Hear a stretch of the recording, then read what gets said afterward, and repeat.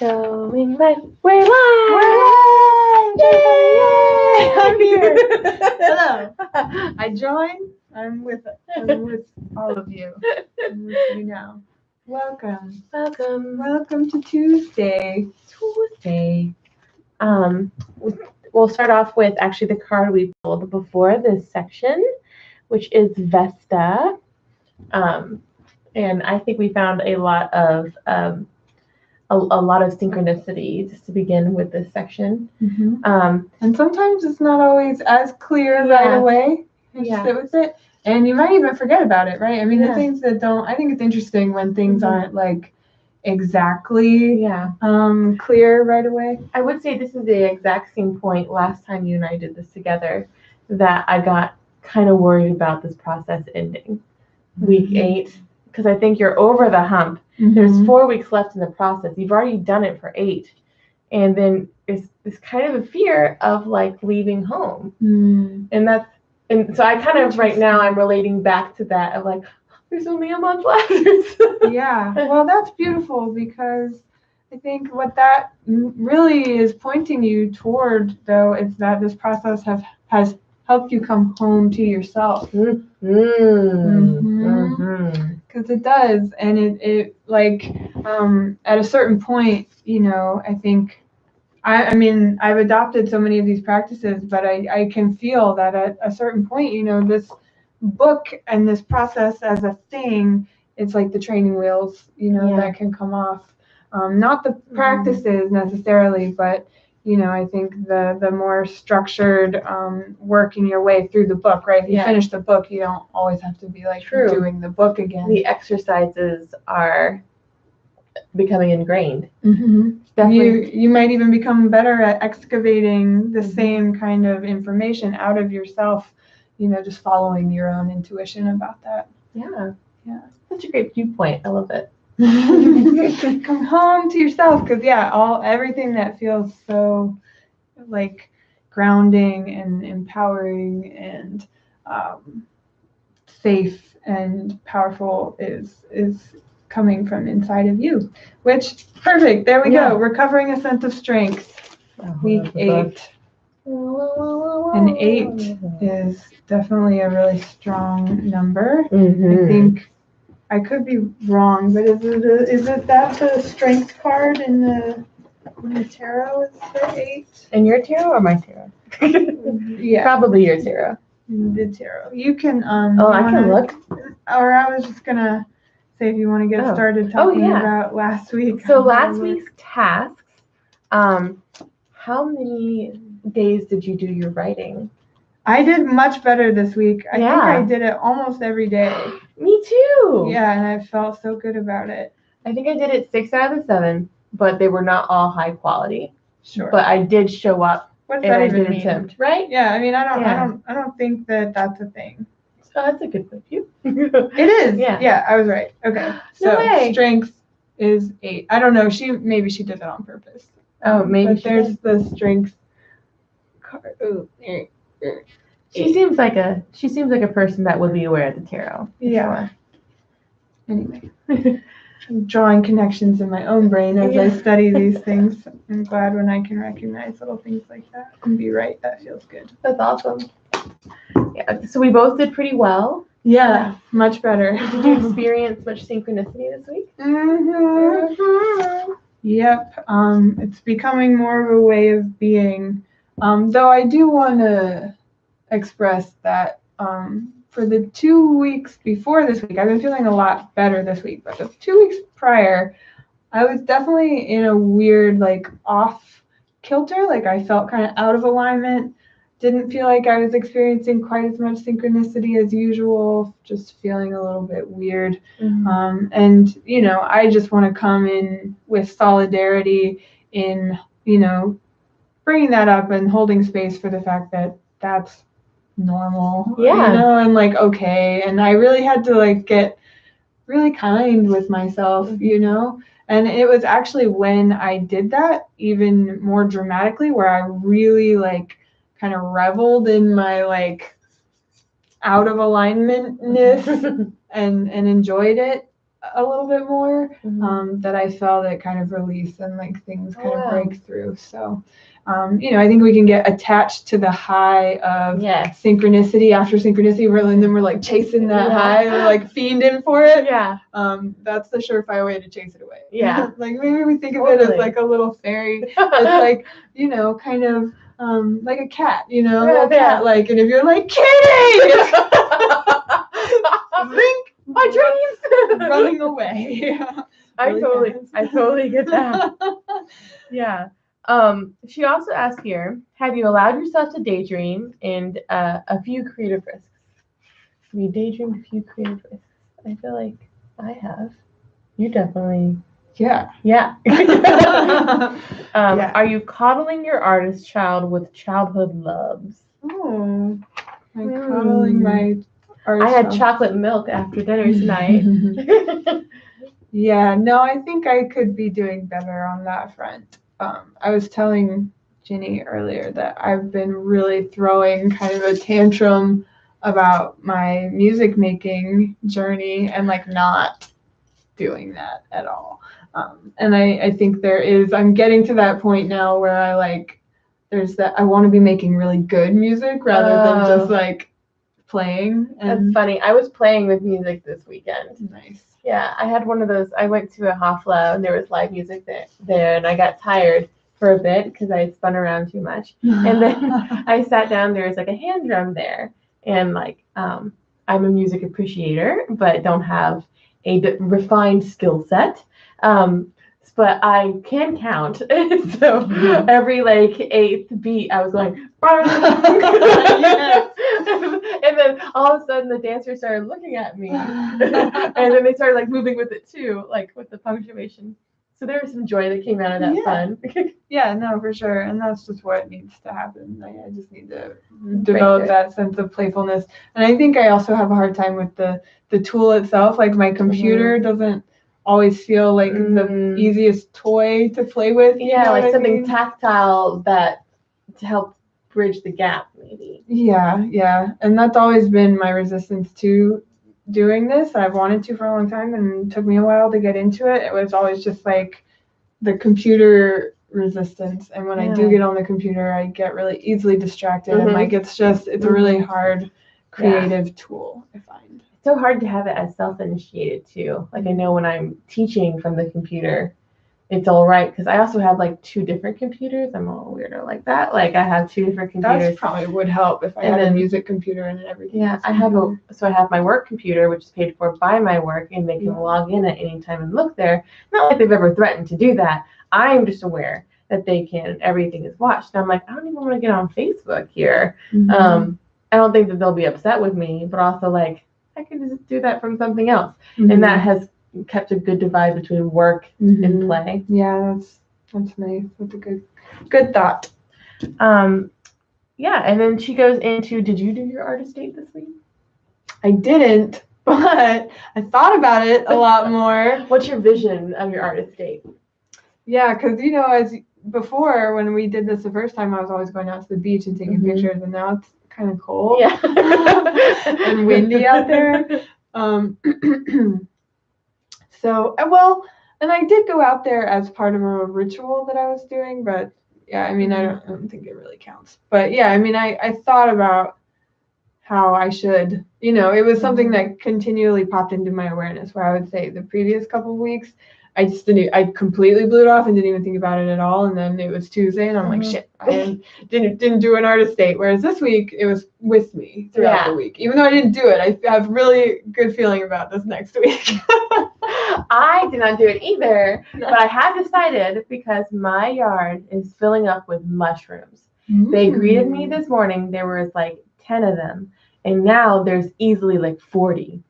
So I'm going to go on a long walk tonight and then come back and return, and I'm going to have a little conference with the mushrooms, and I might pick a couple that feel like they're done, like that they're giving themselves over, and I'm gonna do a sort of ritual divination wax pour tonight, which I really enjoy, and I shared that on my Instagram today, which I definitely link below. A process I'm coming up with an illustration based on the wax blobs that you receive. Cool idea. Yeah, I think everyone should try it. Shape recognition is the core of our how we see, and thus no matter what shapes form, you can find a thing, even if it's just a whole bunch of faces.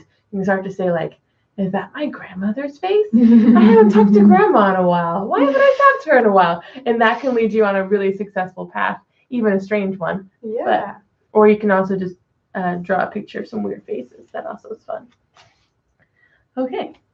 I love it. So I think we hit the recovery portion, and then we start off this week with survival, which I think am I leading us into this one? Yes. Okay. So survival, I'll just read the first sentence. All artists must learn the art of surviving loss of hope, loss of faith, loss of money, loss of self-belief, in addition to our many gains. So she's going through some processes on surviving as an artist, but also questioning your process thus far, I would say. And you're starting to actually, I remember this was the point when I did the process last time that I stopped when I was doing my writing. I stopped just talking about people. I guess I'm even polite in my writing sometimes. Like, I would say my friend did this, my teacher did that. This is the point where I started saying names, and that really helped a lot. Yeah. And so I definitely recommend for you, if you find that little polite person inside who's for some reason thinking that someone's going to read this later on. And even though if you're writing fast enough, I'm pretty sure no one can read it. But I would suggest to just start saying that name, and then there's a certain amount of tension that actually leaves. Yeah.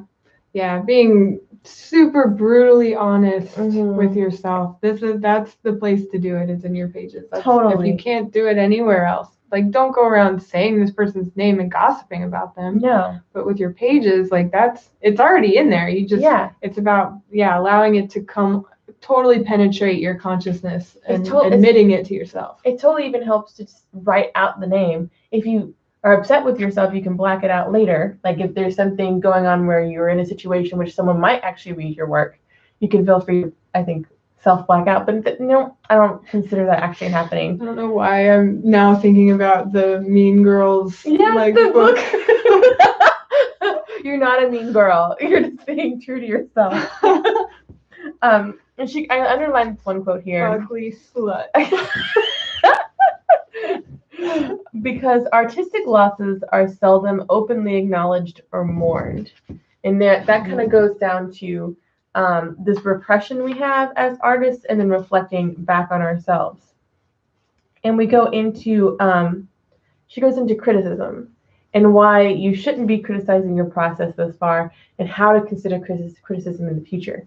This is very valuable to me also as an art teacher, and how to facilitate these conversations. I don't think I fully experienced this growing up, and I wonder how many paths I was dissuaded from because I felt uncomfortable based on some vague criticism. And that's the key word, is vague here. The criticism that damages an artist is the criticism, well-intentioned or ill, that contains no saving kernel of truth, yet has a certain damning plausibility or an unassailable blanket judgment that cannot be rationally refuted. For example, going to a teacher that you really like, asking them what you think of your work, and them saying, I'm not feeling it. That's the worst. And it happens. And I know other teachers who do that too. And that's why there's a whole big push in academia about using the rubric and showing an outline of people with data. That same thing. But there's definitely productive criticism out there that helps us to grow. And I don't think we need to be afraid of eventually. But if you're just playing at this point, don't seek it at all. Yeah. I would just say, that would be a self-sabotaging. It would be self-sabotage. I'm not going to seek my friend and say, how do you feel about my 8th gong play on every time I helped out this music? Right. I'm doing it for fun and I'm really enjoying it. And then maybe one day I'll make something from it. But right now, I think it's still really about the joy. But it can't be fulfilled if we're still holding on to these criticisms that lead us into the blocks of saying, well, I can't ever play the drum again because they won't consider me a serious drummer based on this vague thing. Like someone was like, I wasn't feeling your beat. And then she gets into emotional incest, which is kind of still playing in that same thing, but I underlined another thing down here. So let me find the beginning of the sentence. I underlined the main part. Oh, it's a long sentence. That's probably why you just underlined that. Yeah. It's like a paragraph. It's compound words here, compound sentences. So she gets into the guru teacher, giving I think she says specifically they give the criticism that is personal in nature, nebulous as to specifics. This criticism is like covert sexual harassment. That's actually what one therapist described a teacher's criticism as that I once received, them saying that it was akin to body shaming because of the vagueness that they dealt with it, and saying I couldn't perform this work of art. The student emerges shamed, feeling like a bad artist, or worse, a fool to try. And that's definitely where I think I was from that first experience. And had I been external enough to recognize what was happening, I at least could process those emotions, go, but wait a minute, maybe this one isn't me. This is personal in nature and then super vague. Maybe this is more a projection on whatever vulnerability that teacher is experiencing. Yeah, right. Which kind of segues us into the next section where she talks even more about academia and, the responsibility that teachers have, especially teachers of the arts. And she kind of hits on both sides, urging those of us who ever find ourselves in those positions of power to recognize, the seeds of potential in young artists and beginners and people who are still in that mode of just kind of playing and not abuse our power. That's really super duper important. But she's trying to really drive home that there's two different things at play when the arts get wrapped up in academia or similar intellectual circles, right? That art and artists and intellectual, she's saying, are not the same animal. It's like two totally different functions of the brain, and they don't always work together, right? They're not always, they're appropriate at different times. So like when you are in the creative process and making work, that is not the time to bring your inner critic to the party, right? That's just not the time for that.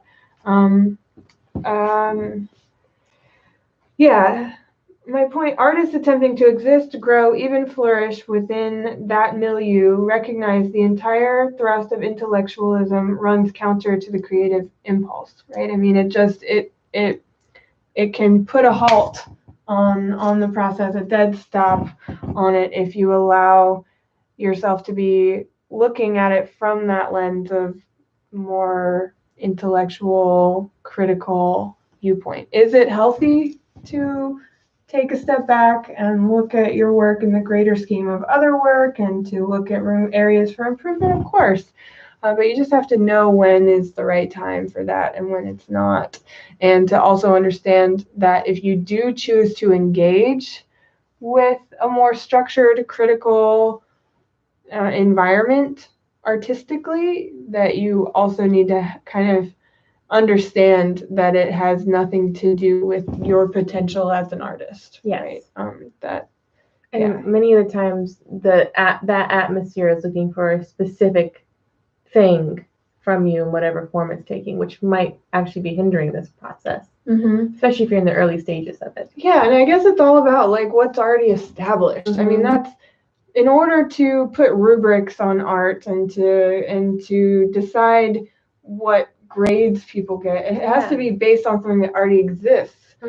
And I think so much of the creative process is about going past that stuff. Yeah. And if you do that, the teachers are going to freak out and not know what to do with you and not know what grade to give you. They're going to have no frame of reference for that. I'm not saying that every person that gets a bad grade in art class is like a genius that has brought something new to the world. I mean, I think a lot of teachers have earned the respect that they're given and the ability to really recognize when things are good, but not always. And they're often, she's saying in here, they're often blocked artists themselves. And projecting that block. The artistic process that they teach you to teach for public school is designed by scientists. It's designed by people with doctorates. They might also have an artistic process themselves, but they have gone through about it in a way that is not universal, yet they're in a position that they've made it universal. So I think, this understanding that process is an attempt to make things fair, but there's always going to be outliers, and there's many students who I know in my classes, even though with my very open assignments, they've then felt that they were pressured because it was too open, and they needed that every artist is different, and we learn our own processes. And then I had to put it on them to say, like, okay, you want more structure. What structure are you going to provide for this project? And then they would like throw their hands up in the air. It's everyone has a different process there, but academic is not.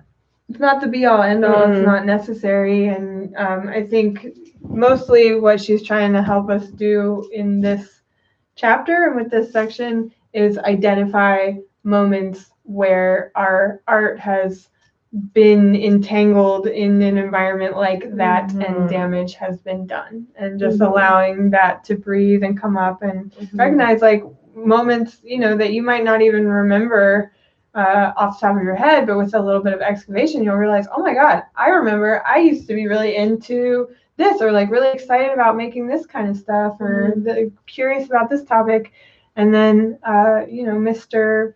Doozleberry told me that I couldn't do it for whatever reason. And sometimes it's even a friend that you respect. Right. Like the Mean Girls again, like the head of the squad. The ugly slut. Like, well, maybe that then what I was making isn't cool.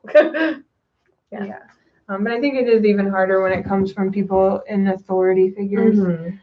But then at the end of this chapter, she does acknowledge that no inventory of our artistic injuries would be complete without acknowledging those wounds that are self-inflicted. Right.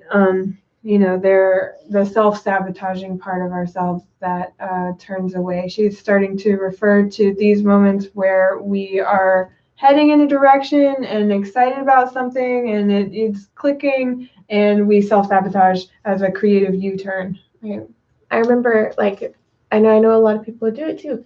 The vague sickness that takes over in the fall into the winter, in which all of a sudden the attendance at dance classes drops down dramatically. People in general, like, oh, I'll do that later. I'll do this later. And then we say, I feel sick. I feel ill.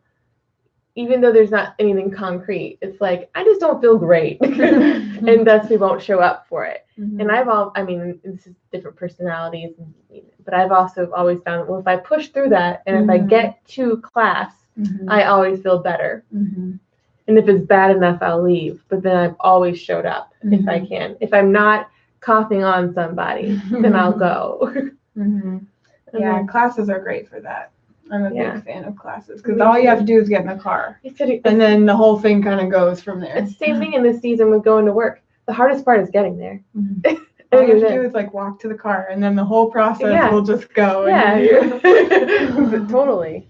Yeah, I have a lot of fear of that too with group projects too. Like, one thing might hold off the whole process just slightly, and then I'm worried that we'll lose steam. So I have to remind myself, like, I have the enthusiasm enough. And always practicing non-attachment to everything, which goes into the next section, or if we're good to move into it. Yeah. Okay. That was enthusiasm, not frustration. Like, yes, perfect. Flip the table. Gain disguised as loss, which is totally synchronous right now. I'm really happy I landed on this section. Did you say glappy? What? It sounded like you said glappy. Oh, I'm so glappy. Like glad and happy. I'm so glappy. I'm making up words. I love it. This is actually directly synchronous to what I've been experiencing this week, and even to a lesson that I had with students today that they chimed in on, which is wonderful. Gain disguised as loss. She opens up by saying, art is the act of structuring time. Look at it this way, a piece of art says. Here's how I see it. It's all about the frame. So it's all in how you see things. And in teaching, we always learned about reframing things. And also in your own personal growth, reframing things. Being able enough to externalize what you're experiencing or what you have experienced and say like, well, this one's bad, but I gained this from it. And to being willing to learn lessons from something or realize that there's abundance in teaching something. Even time gives us that, the biggest gift with reframing. I remember my mom and dad trying to buy a house and they wanted to own another house in Maryland. And they tried really hard to get a place and things kept falling through. And then my dad lost his job and they all of a sudden that opportunity couldn't be pursued anymore. And later on, my mom was like, man, when I was in that situation, it was awful. And I thought that things were going wrong. But now after this has happened, I am so glad we don't have 2 mortgages because things are actually, it was actually a reframe. It was actually something going right. Yeah. And then of course, time gives us that gift, but we can actually in pretty current time use that too. And that's essentially in how we use pain. And pain as energy. This actually came up today exactly in these words in a lesson I have with students where we were talking about the famous Nike of Samothrace or Nike of Samothraki. She's this gorgeous winged woman, but the sculpture is like all white, and you can see that in order to be modest in ancient Greece, they couldn't show pure nudity in most situations. But so instead they would dunk fabric in water and put it on the models and they could adhere to the form, and then the sculptors would try and recarve that. But that is from the Hellenistic time period, and as one professor told me, and how I shared it on with my students, is it was a time period in which the culture had just suffered one of the biggest plagues in a long time, and 1 in 3 people had died, and there was all of a sudden there's a dramatic shift and attention to detail in art.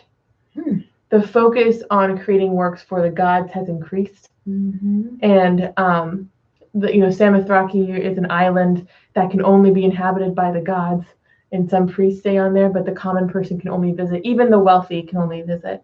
And how this piece, I was like, you can tell the sculptor who created this was using so much devotion, so much focus, and probably channeling so much pain into this. And I shared that with my students, and a number of them were like, oh my gosh, you're right, I've done that before, and it helps. And saying using pain as energy, like when you're getting so upset or so angry, actually being willing to turn to your work and give it a shot, and the most amazing things can come out of it. That's alchemy right there. Yeah, totally. And this is where she really hits on it, I think, the first real time where she starts talking about pain as energy. And the fact that my own students came back and said, I have felt that. So they could see a whole field of artists feeling that. And pain that is not used profitably quickly solidifies into a leaden heart, which is so true. So it's recognizing that you have fuel in your belly right now, and it's either going to go out or it's going to go in, and you can, my parents used to say, if you're not going to pay it up front, you'll be paying it later. So at least the payout can be in an artistic form, and then as opposed to a tumor, which I feel like that's where some of these things are definitely coming from, this acidic environment that we build up. For sure. That's good stuff right there. That was like when we were going back and forth of who's going to do what section, and I read this part, and I was like, Mine. mine. That's beautiful. Thank you for sharing that imagery. I want you to send me a picture of that. Yes. Here, I'll do it. Yeah. We'll finish. But yeah, that reminds me of something that we had touched on earlier, where she talked about how she was going through divorce and how that pain pushed her to pay more attention, right? To notice the beauty around her, right? It forces you to be present in the moment because the past is too painful and the future is too painful. So the present is the only safe place. That is, I think, the gift and the gold in deep pain, right? So yeah, like you were talking about, that sculptor was channeling all that pain. I think what that really means from my perspective, and I don't know the experience that he was having, but I imagine it was just heightened presence. He was like, just this, just this, and because anything else hurt too much. In the ancient world too, like this was his job. This is what they did morning and night. This is my purpose, was to create this work, and you're creating it for a god or a goddess in this situation. And so then you have this pain fueling mixed in with devotion in the fact that I'm just bringing out this woman that's already there. Yes. This is what I live for. These conversations and that stuff right there. So the next section is bringing things a little bit more back down to earth, back into the realm of time, right? We kind of just transcended time for a moment. We're going back to the fourth dimension. Yes, so coming back to facing some of what prevents us from even beginning, right? Is she's talking about our idea that it's too late, or we don't have enough time, or it will take too long. The amount of time that it would require to acquire the skills and do the thing that we want to do is preventing us from getting started. She said, many Black creatives tell themselves they are both too old and too young to allow themselves to pursue their dreams. Old and dotty, they might try it. Young and foolish, they might try it. But in either scenario, being crazy is a prerequisite for creative exploration. We do not want to look crazy. So, yeah, I mean, that's.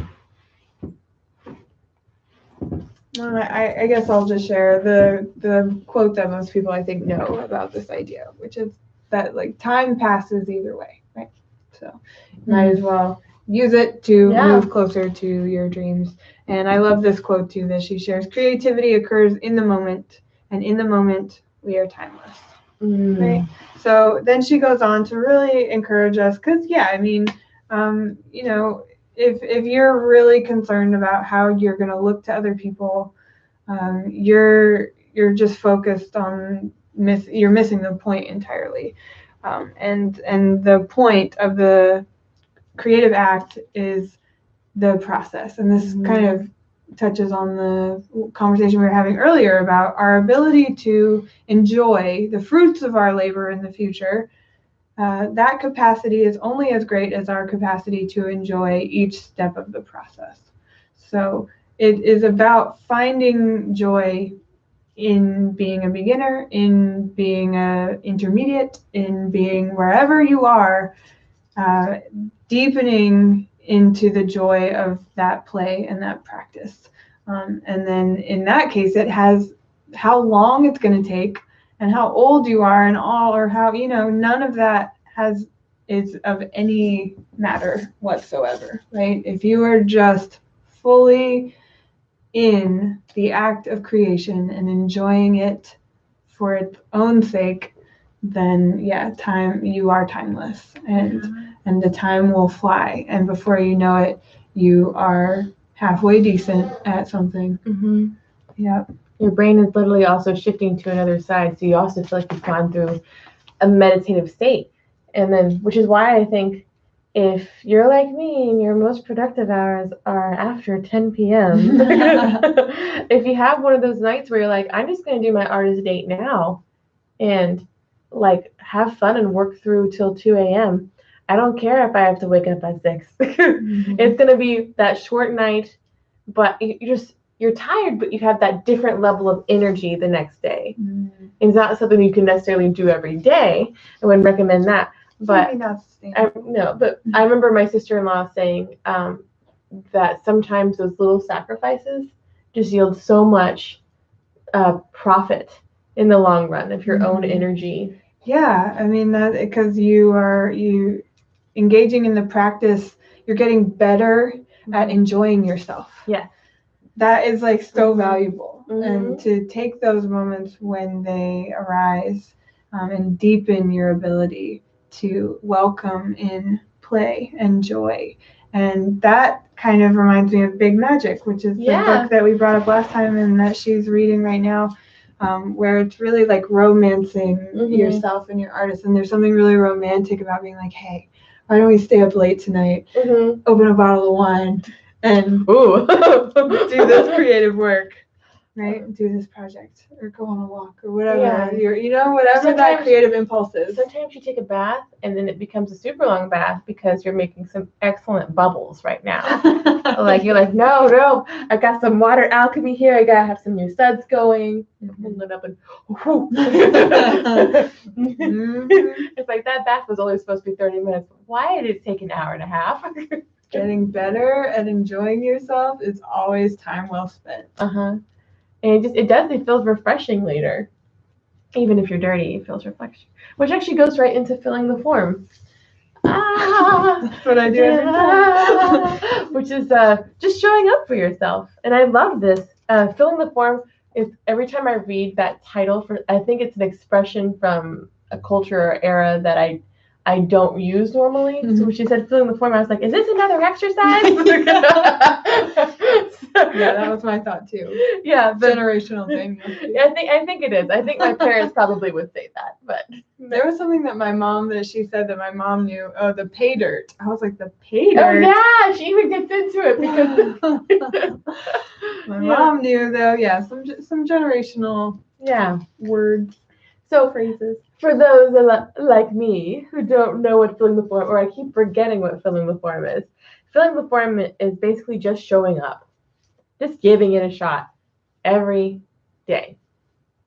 Giving it a shot. Same thing with your pages. I think the only reason why I did so much better this week was because I said, well, I'm just going to do it. Doesn't matter what it is, what you write. Yeah. As long as you write. Sometimes I didn't get my goal. Sometimes I don't really feel like it completely benefited me that day, but it did the next day. And just filling the form and showing up. As a rule of thumb, it is best to just admit that there is always one action you can take for your creativity daily, i.e. thinking about I thought about the artist state. Thinking about the artist state is, I think, you're preparing yourself for an ultimate artist state. I think it's very likely that I will actually have one this week. Yeah. Because it took me a week to think about it, but yeah. And it's going to be one of quality, which is like 2 weeks worth of artist state right there. Yeah, we'll see. We'll see about that. We're putting this metric out there. Next week we'll ask for a detailed report. Creative people are dramatic, and we use negative drama to scare ourselves out of our creativity with this notion of wholesale and often destructive change. And so she's really going into how she goes into some more interpretations of this. Kind of the whole rest of the section actually is all about the different forms that it can take. But we will put so much drama in place to keep us from feeling the form. Yeah. Rather than use that pain that you're feeling to make something, you might call up an ex, or you might actually stir the fire and create more drama, or you'll deaden yourself in another way. So you'll drink or overeat, which is my deal for sure. Yeah. You'll do something which you're like, oh, I can't go on that walk anymore because I ate 300 calories extra. Yeah, well, and she's talking here too about feeling like you can't do the thing until you make these dramatic changes. It took me so long to get to dance. I wanted to do jazz for a while, But after doing one class with other women who were all so much smaller, I felt I had to like renew my vigor with the gym and lose at least 20 pounds before I was allowed to dance. And that's a metric I set up in my head. And I got obsessive about it. I think I might have only lost 5 pounds in the process before I like gave up. It wasn't until I saw a friend who is by no means my size. She's definitely smaller than me. But she posted pictures of her at a dance class where she looked like she was having so much fun. And then she was doing belly dance. I wasn't even interested in belly dance yet at that point. Like my exposure to belly dance, this was about 4 years ago, over 4 years ago. I'm in my 4th year at Belly University, is what I tell myself. I saw her having a blast, and I asked her, I was like, you look like you're having a lot of fun there. And she goes, I am. I'm like, where is the studio? Where are you going? And then I think we had one crossover before she left for Canada, where she went to grad school. So it's so funny. And then, of course, we were like together for like a month. And then I left the studio when she came back. It's so funny again. So we made a joke that we're just taking each other's place. Cute. Yeah, so the blocks that we set up, the weird, like, in everyone experiences that in a different way. Somehow we don't feel worthy of letting ourselves fill the form. Or we make things so that, oh no, I ran out of time. Oh no, I had to watch that other episode. I just had to. It's addictive. I don't know. Yeah, just thinking that you need like a whole new life, or you need to live somewhere else, or whatever. And this is what she says right here, which is definitely, I feel, synchronous. Our addiction to anxiety in lieu of action. And that these negative things we have, feeling guilty, we actually, I feel, create opportunities to feel guilty. In the same way that I feel like we need to listen to sad music on a regular basis. We need to read sad stories on a regular basis, because if we don't have that outlet, we will manifest that in our lives to create balance. Which is why when like husband is like, why are you watching another period drama? Like from like the 1800s, they always end sad. I'm like, because maybe I need to cry, and if I don't cry about this, I'm gonna cry about something else that's minuscule and stupid and might cause some actual situations with people. Yeah, I feel like that's another form of outlet. The same way our art is an outlet. Like if we use our pain that we're feeling about something else, for just listening to a sad song and making something else, or making a sad song, that gives us that same outlet, and then we'll be filling the form once again. Excellent. Many an exercise. Yes. Ooh, there's a lot about patterns. Yep. Ooh, and then she gets back into affirmations. You have a new set of affirmations, and the ones I underlined were: creativity is a blessing I accept. Do you have a favorite one on here? I now accept God's help unfolding my life. But I would probably, if it were me, if I were writing it, I would use spirit, I think, instead of God. I can see you with this one right here. I now treat myself and my creativity more gently. Yeah, no, for sure. I need to be much more gentle with my little baby inner baby musician who's trying to make a sound, and I'm just like, shh. It's like, no. Is it like Happy Feet? All the other penguins are like screaming and doing like R&B and soul music, and Happy Feet's like, but maybe he's just like doing the beat down below. Yeah, that sounds about right. It's been a while since I've seen that movie. My inner child is Happy Feet. Yeah, no, but for sure, I'm feeling like this conversation and everything. You know, it's all coming out. If there's feeling a release is coming, I feel good that I'm gonna be able to do the thing. I will report back. Are you ready? Same time, same place. For this opportunity of synchronicity. We started with Vesta for home. Yeah, I guess I'll shuffle this one. She's stuck. Wait, no. I'll shuffle this one, you'll pull it. Okay. To be fully symmetrical right here. The OCD type A is coming in like, no. You have to do it this way or it won't work. And the way we began. Okay. So I'm spreading the deck out. And I'm using my homing system, my synchronicity homing device. Preparing the book. Ooh, I recognize this one. Oh, I pulled this one a while ago. I think you pulled that one before too. Yeah. One of the first times I pulled from your deck, I pulled it. This is the Ace of Water. It's a little seahorse holding a pearl. Seahorse, You have to remember the male seahorse holds the babies. I heard some comedian once say that I'm pretty sure that's just a female seahorse, but like the scientists got it wrong, and they were like, no, still the male. Just stick with it. That's hilarious. Unconditional love, overflowing abundance, the fertility of love. I am filled with love from spirit and joyously let it flow out to others. Where it fertilizes the seeds of co-creation. Love gives me hope, shining brilliant light in all the possibilities available to me. I am optimistic about bringing dreams into being. Spirit always informs me and guides me, allowing me to illumine the darkest of places. Aww. I feel that. I feel that too. The song of my heart right now. And this whole chapter is really about like love in the end.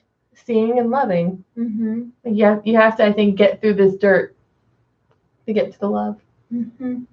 It's true. Excavate and heal. It's all about love in the end. It is. That's that force that finds us. Oh, do you want to announce your Wednesday class? Oh, sure. Anybody that is interested in integrating this same kind of work with dance and ritual. I am teaching a 4-week series called Dance of Now, which will be based in, this kind of, self-excavation, self-transformation work utilizing journaling, but also meditation and dance, and also the wisdom. We're going to be integrating a little bit more astrology and as well as mythology into all of that, and creating a dance piece. So I'm going to teach it. It's in Richmond, but I'm going to be live streaming it. So if you are not in Richmond and want to participate, you can let me know and I can email you the links and you can still participate remotely. I think the link to your Facebook page is down below, but I can double check to make sure that it's up. Yeah, so community. That's to the community group, or I'm really bad about posting in there. Is that community group? I'll make sure the right one's in there. Great. Find me on Facebook. Send me a message if you have questions. If you go to my profile, my page, though, you'll see the information about it there.